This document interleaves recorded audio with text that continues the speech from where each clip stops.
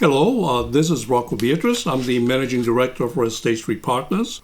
And today I want to talk to you about what is exactly a grantor-type trust. A grantor trust is the grantor. There are usually three parties to a trust agreement. A trust is a contract. It's an agreement that's written by the grantor, the guy that has the money, the guy who has the power to manage the money. He's called the trustee, for the benefit of you, your wife, your children. Those are the beneficiaries. When you have a grantor-type trust, it really talks about the IRS exclusion of different types of trusts that it recognizes. The IRS has different acceptable trusts, but the grantor-type trust, for purposes of income taxes, it's income tax neutral. It essentially, all the income and expenses go on your income tax return.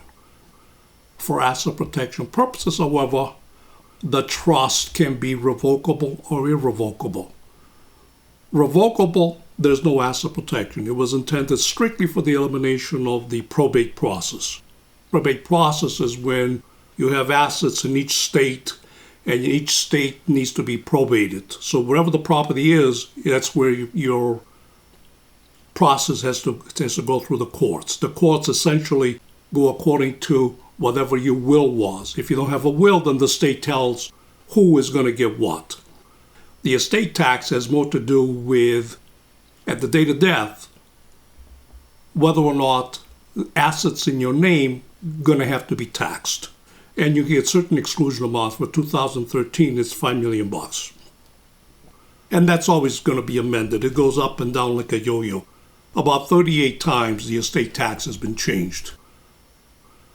The grantor-type trust, therefore, under the IRS code, is an excluded asset category.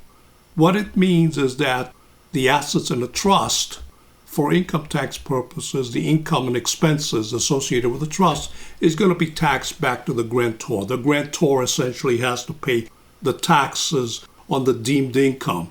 Now, what's important about this is that if you pay the taxes once, it accumulates tax-free. So if throughout the years you have this much income and it belongs to the trust, it's tax-exempt or tax-free. So when you finally have the distribution, you have to make the computation of what is taxable and what is not going to be taxable. But a grantor trust is a trust created by the grantor, the original owners of the asset.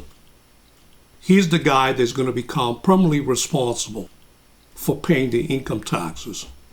Two things here: taxes versus potential liability from a creditor.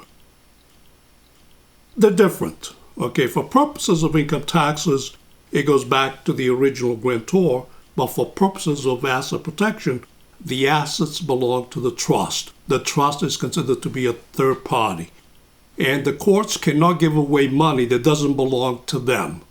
The third party has nothing to do with the grantor for that purpose.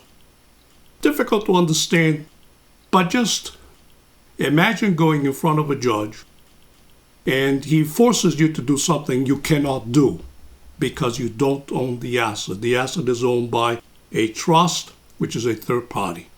So that's pretty much what a grantor-type trust is. Thank you.